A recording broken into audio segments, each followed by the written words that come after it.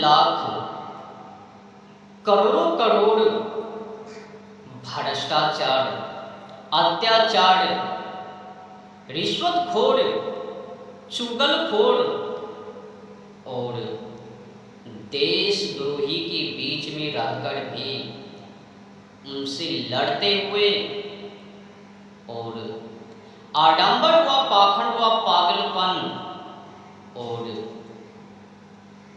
अंधविश्वास के खिलाफ विरुद्ध लड़ते लड़ते और लड़ाई झगड़ा बखेरा करते हुए और अधिक उग्रवादी होकर संघर्ष करते हुए कुछ कदम आगे बढ़कर फिर से वही चक्कर लगाते हुए अज्ञानियों पर, मूर्खों पर, अंगूठा छाप पर ध्यान देते हुए और अज्ञानी को अंधकार से निकालकर प्रकाश में डालते हुए और अंगूठा छाप और मूर्खों में सही स्वदेशी संस्कार देते हुए, डालते हुए सही शिक्षा विद्या कल्चर उनमें डालते हुए फिर आगे संघर्ष करते हुए फिर से पिछली व्यवस्था में जाकर वही काम करते हुए लाखों लाख करोड़ों करोड़ भ्रष्टाचार के खिलाफ एक अकेला व्यक्ति कब तक लड़ेंगे, कब तक मरेंगे? जब तुम लोग क्रांतिकारी को, सच्चे देशभक्त राष्ट्रवादी क्रांतिकारी को साथ नहीं दोगे, केवल तो केवल अपनी निजी स्वार्थी के लिए मरोगे, खुद के लिए मरोगे, देश के लिए, मातृभूमि के लिए, समाज के लिए आगे नहीं बढ़ोगे, तो बताओ ना कब तक लड़ेंगे तुम लोगों के लिए, समाज के लिए, मातृभूमि के लिए, माता बहनों के लिए, गौ माता के लिए, पुरानी संस्कृति सभ्यता के लिए कब तक लड़ेंगे? हाँ, याद रखना, आज मैं जीवित हूं तो आवाज उठा रहा हूं, आडंबर व पाखंड, पागलपन और अंधविश्वास के खिलाफ लड़ रहा हूं। कल मैं इस दुनिया को छोड़कर जाऊंगा तो कोई आवाज उठाने वाले नहीं मिलेंगे। सत्ता में बड़ी शक्ति है और उस शक्ति को पहचानना सबकी बस की बात नहीं है। सत्ता उसी की होती है जिसमें पावर, मनी। याद रखना, अगर ये सत्ता देश भ्रष्टाचार के हाथों में लग गए तो देश की संस्कृति, मानवतावादी सबको फीकी कर दे। आज लोग खुद के लिए मर रहे हैं और काला अंग्रेज का नारा है, अपना काम बनता भड़ में जाए जनता। याद रखना, मैं तो किसी पार्टी से नहीं हूं और ना ही किसी से जुड़ा हूं। मेरा खुद का संगठन है गुलामी मुक्त भारत, आज़ादी बचाओ।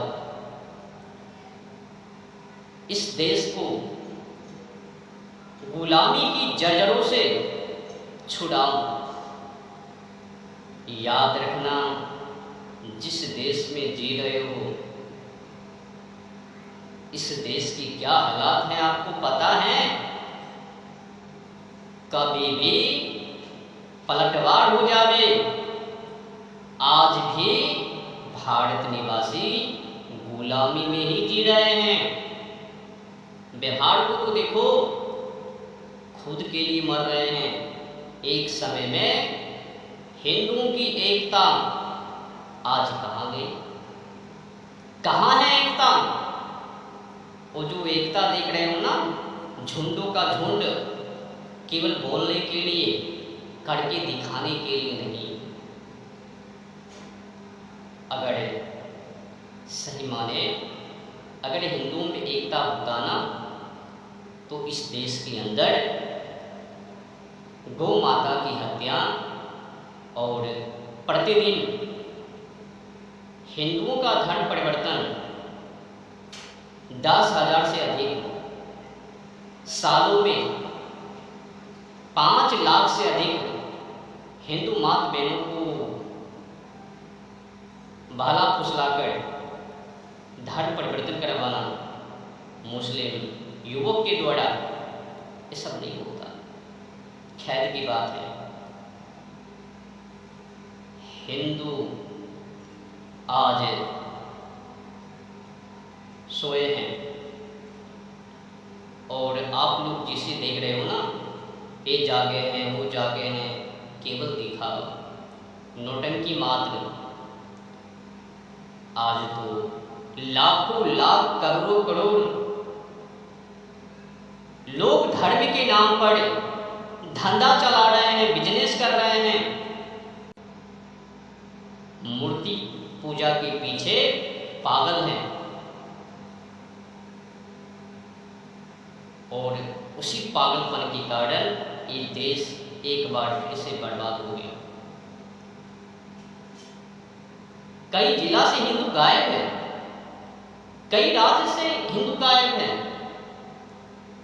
हिंदू की जनसंख्या धीरे धीरे कम होता जा रहा है, और ये धर्मगुरु मलाई वाले भैया के दुकान पर जाकर मलाई खा रहे हैं, चूस रहे हैं और कह रहे हैं, क्या लेके आए हो, क्या लेके जाओगे, खाली हाथ आए हो, खाली हाथ। हाँ, जो कामाकड़ इकट्ठा किए हो वो झोला में दे दो, हम इस्तेमाल करेंगे। मंदिर में भी गजब व्यवस्था है। जब कोई नेता जावे मंदिर में पूजा पाठ करने के लिए, या फिर फेमस साधु संत, तो उनको पूजा करने के लिए सब ताला खोल देते हैं, और जनता जनार्दन के लिए क्या व्यवस्था? दूर से पूजा करो। पूजा में भी भेदभाव, लोगों में तो भेदभाव है ही। याद रखना,